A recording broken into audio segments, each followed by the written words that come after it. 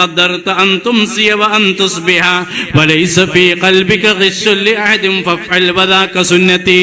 മോനെ, എനിക്കൊരു സംസ്കാരമുണ്ട്. ഹബീബ് നബി മുഹമ്മദുർ റസൂലുള്ളാഹി 8ാമത്തെ വയസ്സിൽ ഈ മോന്റെ പ്രായത്തില്, അതല്ലെങ്കിൽ ഈ കൊച്ചുകുട്ടികളുടെ പ്രായത്തില് നബി തങ്ങളുടെ മുമ്പിലേക്ക് ഉമ്മ കൊണ്ടുവന്നപ്പോ അനസ് ബിൻ മാലിക് തങ്ങളോട് പറഞ്ഞത്, മോനെ അനസേ, അസ്ബിഗിൽ വുദൂഅ, വുദൂ എടുക്കുമ്പോ പരിപൂർണമായി വുദൂ എടുക്കണം കേട്ടോ. യസ്ദ് ഫീ ഉംരിക, അത് നിനക്ക് ആയുർദൈർഘ്യം ഉണ്ടാവാൻ കാരണമാണ്. അതോടുകൂടെ മോനെ, ഇൻ ഖദ്ദർത, നിനക്ക് കഴിയുമോ, അൻ തുസ്ബിഹ വ അൻ തുസ്ബിഹ, നേരം പുലരുന്നു വൈകുന്നേരമാകുന്നു, ദിനരാത്രങ്ങൾ കഴിയുമ്പോ ഒരാളോടും വെറുപ്പില്ലാതെ, ഖൽബിലൊരാളോടും വെറുക്കാതെ, വീട്ടുകാരോടാവട്ടെ കുടുംബത്തോടാവട്ടെ എല്ലാരോടും ആരും നമ്മളെ വാക്ക് കാരണം മനസ്സ് വിഷമിക്കാത്ത കോലത്തില് ആകാൻ കഴിയോ? അതെന്റെ സംസ്കാരം. ഹബീബാ നബി തങ്ങൾ അങ്ങനെയാണ്. ഉപ്പയും ഉമ്മയുണ്ടോ, ഓല് നമ്മൾ കാരണം വിഷമിക്കരുത്. നമ്മൾ കാരണം ഓലെ കണ്ണെന്നൊരിത്തിരി കണ്ണുനീര് വീണണെങ്കിൽ ദുന്യാവെന്ന് പിന്നെ കഴിച്ചിലാവൂല. നല്ല ശ്രദ്ധിക്കണം. വല്ലതും സംഭവിച്ചു പോയി ഒരു മരണപ്പെട്ടിട്ടുണ്ടെങ്കിൽ ഖബറുകൾ പോയി ഒരിക്കൽ പോണ്ടി പൊറുക്കലിനെ ചോദിക്കാം.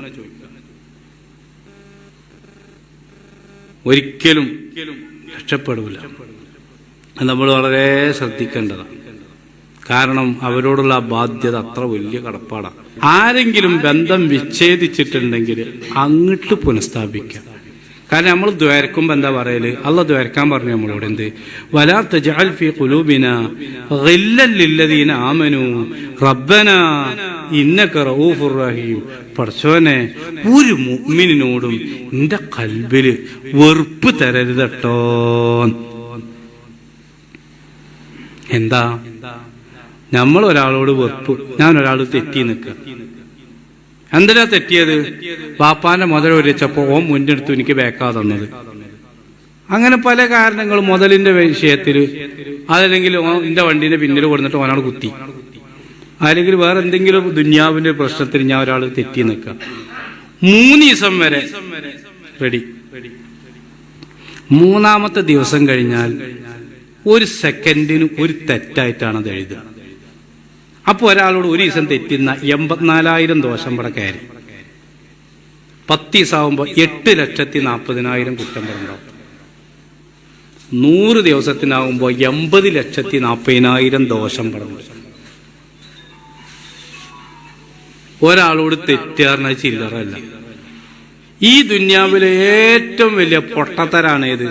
ഒരു മനുഷ്യനോട് തെറ്റുക എന്നുള്ളത്. അത് എന്തിന്റെ പേരിലാണെങ്കിൽ ബിദ്അത്ത് ഫിസ്കല്ല ഞാൻ പറഞ്ഞത്, ദീനിന്റെ വിഷയമല്ല. അൽ ഹുബ്ബു ഫില്ലാ വൽ ബുഗ്ളു ഫില്ലാ, അതല്ല.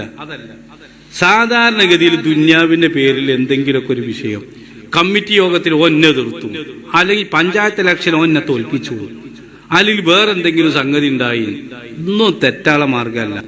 ഒരാളോടും പിണക്കം പാടില്ല. പിണക്കണ്ടോ അള്ളാഹ് ഇബാദത്ത് സ്വീകരിക്കൂല, ഖൽബിൽ സ്വീകരിക്കൂല. വെറുതെ നൂലും പോലിക്കുക, വെറുതെ എത്തിക്കാഫിരിക്കുക, വെറുതെ തറാവിക്ക. അപ്പൊ എന്താന്ന് പറഞ്ഞാല് അത്തരം കാര്യങ്ങൾ വളരെയധികം നമ്മൾ ശ്രദ്ധിക്കേണ്ടതുണ്ട്. ഞാൻ കൂടുതൽ പറയുന്നില്ല. അതുകൊണ്ട് നമ്മോട് ഇങ്ങോട്ട് ബന്ധം വിച്ഛേദിച്ചവരോടും അങ്ങോട്ട് ബന്ധം പുനഃസ്ഥാപിക്കാം. മീസാൻ എന്ന തുലാസുണ്ട്. അത് നമ്മളീ മത്തി തൂക്കിയ പഴയ ഞെണിങ്ങിയ തുലാസല്ല, അല്ലെങ്കിൽ വായക്കൊല തുലാസിന് ആ ഉന്തണ തുലാസ് ഉണ്ടല്ലോ, വലിയ സംഗതി, കിൻഡൽ തുലാസ്, അതുമല്ല. പിന്നെ അതൊരു തുലാസാണ്. ഈസാ നബി ആ തുലാസ് കാണിച്ചു തരണം എന്ന് പറഞ്ഞപ്പോ അള്ളാഹ് കാണിച്ചു കൊടുത്തപ്പോ ബോധം കിട്ടുമെന്നാണ്. അപ്പൊ എന്താ ബോധം കെടാൻ കാരണം എന്ന് വെച്ചാൽ പറഞ്ഞ ഈ ഭൂമി എന്തു ഉപകാരം ട്രില്യൺ കോടി നമുക്ക് നന്ദി ഉണ്ടാവണം. മനസ്സിൽ നന്ദി ബോധം വേണം, വാക്കാൽ നന്ദി പറയണം, മീസാൻ സന്ദർഭം വരുമ്പോൾ പ്രവർത്തനത്താലും നന്ദി പറയണം. 25 പോലെ നമ്മൾ വളരെ കുടുങ്ങിയപ്പോ ഒരാള് അത്ര നടക്കാനുള്ളത് അതിന് നമ്മൾ അപ്പം തന്നെ ജസാക്കുമുല്ലാഹു ഖൈറാ, ഏത് നന്മ ആര് ചെയ്താലും ഉടനെ പറഞ്ഞോളാം ജസാക്കുമുല്ലാഹു ഖൈറാ. മനസ്സിൽ നമുക്ക് വലിയ ശുക്ർ വേണം. പടച്ചോനെ തോന്നിപ്പിച്ചു കൊടുത്ത് വലിയ സന്തോഷം. അയാൾ ആ സംഖ്യ കടന്നില്ലെങ്കിൽ ഞാൻ മാനം കെട്ടുപോകുമായിരുന്നു.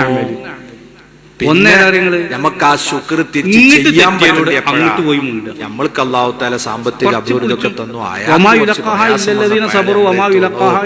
അയാളെ സഹായിച്ച ആളാണ്, അയാളെപ്പം സഹായിക്കണം. ആരോടെങ്കിലും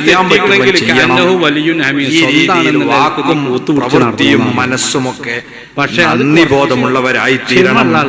അപ്പോഴാണ് നമ്മൾ ശരിയായ സ്വാഭാവികളായി തീരുന്നത്. അതേപോലെ നമ്മൾ പരസ്പരം സഹകരിച്ചു പോകണം. സാമ്പത്തിക കാര്യങ്ങളിലൊക്കെ ഇങ്ങോട്ട് ആരെങ്കിലും എന്തെങ്കിലുമൊക്കെ ചെയ്താൽ അതിന് പകരം അങ്ങോട്ടും ചെയ്യുന്ന പിന്നെ റസൂല് പറയുന്നത് രണ്ട് സുഹൃത്തുക്കളുടെ കൂട്ടുകാരുടെ ഉപമ രണ്ട് കൈകളെ പോലെയാണ്.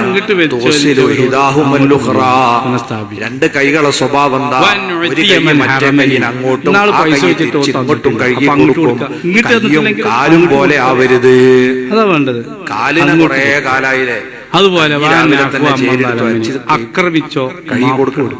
കാല് ഒരു നല്ല മനുഷ്യന്റെ ലക്ഷണം ഹസൻ ബസ്രി തങ്ങൾ എന്താ പറഞ്ഞറിയോ? നല്ല മനുഷ്യന്റെ കൈ അങ്ങനെ അങ്ങോട്ട് ചെയ്ത ഗുണം മറക്കുക. അതേ സമയത്ത് രണ്ട് കൈകൾ ഇതുപോലെ അയക്കണം. അയാൾ നമുക്ക് എതിരെ പോയി ഇലക്ഷനിൽ ഏകപക്ഷീയമായി നമുക്കെതിരെ ചെയ്താൽ അനുഭവിക്കുക. ഞാൻ നാളെ പൈസ നമുക്ക് ചെയ്യാൻ പറ്റണം. അങ്ങനെയാണല്ലോ, അത് ചിന്തിക്കാതെ കൊടുത്ത സമ്പത്തിന്റെ കാര്യത്തിലാണ് ഇത് കൂടുതലുണ്ട്. ചെയ്ത ഗുണം രണ്ട് കൈകളെ പോലെ ആവണം. അങ്ങോട്ട് നമ്മളിൽ നിന്ന് എന്തെങ്കിലും വിഷമം വന്നാൽ കൊടുക്കണം. ഇങ്ങോട്ട് എന്തെങ്കിലും വിഷമം, ഈ ബന്ധങ്ങളെ എന്നും നിലനിൽക്കുകയും നല്ല മനുഷ്യന്മാരെ അങ്ങനെ സൗഹൃദവും സ്നേഹവും നിലനിർത്തി നല്ല സ്വഭാവക്കാരായി നമ്മൾ ജീവിക്കുമ്പോഴാണ് അല്ലാഹുവും റസൂലും കുടുംബക്കാരും അയൽവാസികളും കൂട്ടുകാരും നാട്ടുകാരും ഒക്കെ നമ്മൾ ഇഷ്ടപ്പെടുക. ഈ എല്ലാ ആവശ്യത്തിലും എല്ലാ മനുഷ്യരുമായി ബന്ധപ്പെടാൻ സാഹചര്യങ്ങളും സൗകര്യങ്ങളും ട്രെയിനിങ്ങുകളും ലഭിക്കുന്ന ദിനരാത്രങ്ങളാണ് വിശുദ്ധ റമളാൻ. എല്ലാ സംസ്കരണങ്ങളും നേടി മനസ്സും ശരീരവും നമ്മളെ പെരുമാറ്റമൊക്കെ ശുദ്ധീകരിച്ച് നാളെ സ്വർഗലോകത്തിലും നമുക്ക് സന്തോഷത്തോട് ഒരുമിച്ച് കൂടാൻ റഹീമീനായ റബ്ബ് തൗഫീഖ് നൽകുമാറാകട്ടെ. അതുകൊണ്ട് ഓനും ചെലവില്ല എന്ന് സിദ്ദീഖ് റളിയല്ലാഹു അൻഹു തീരുമാനിച്ചു. അങ്ങനെ തീരുമാനിച്ചു. അയാൾ ഭക്ഷണത്തിന് വേണ്ടി പോയപ്പോൾ ഇറക്കി വിട്ടപ്പോ അല്ലാഹു തആല ആയത്തിറക്കി, ഉലുൽ ഫളിൽ ഇങ്ങനെ ചെയ്യാൻ പാടില്ല. എന്തെങ്കിലും അങ്ങനെ വന്നിട്ടുണ്ടെങ്കിൽ അത് പൊരുത്തപ്പെട്ടു കൊടുക്കുക, തുടർന്നും ചെയ്തുകൊണ്ടിരിക്കുന്ന സഹായം ചെയ്തുകൊണ്ടേയിരിക്കുക എന്നാണ് സൂറത്ത് നൂറിൽ അള്ളാഹു ആയത്തിറക്കിയിട്ട് സിദ്ദീഖ് അള്ളാഹു പറഞ്ഞു. അവ കരഞ്ഞുകൊണ്ട് പറ്റിപ്പോയതാണ്, മാപ്പ് ചോദിച്ച സംഭവം വരെ ചരിത്രത്തിലുണ്ട്. അപ്പൊ എന്താന്ന് പറഞ്ഞാല് പല ആളുകളിൽ നിന്നും പല സമീപനങ്ങളിൽ എന്തെങ്കിലും വിഷമം വന്നുണ്ടെങ്കിൽ തന്നെ യാതൊരു കുഴപ്പമില്ല. ഈ ദുന്യാവില് റബ്ബ് വരക്കും നമ്മൾ നടക്കും എന്ന് പറഞ്ഞ പോലെ സംഭവിക്കാനുള്ളതൊക്കെ സംഭവിക്കും. ആലോചിച്ചാൽ അന്തോല്ല, ആലോചിച്ചിട്ടില്ല കുന്തോല്ല എന്നില്ല കമ്മാരിയൊക്കെ. അപ്പൊ അതേപോലെ എന്താണ് ആ ഒരു സംഗതി അതുണ്ടാവുക എന്നുള്ളതാണ്. അതാണ് നബി തങ്ങൾ പറഞ്ഞത്.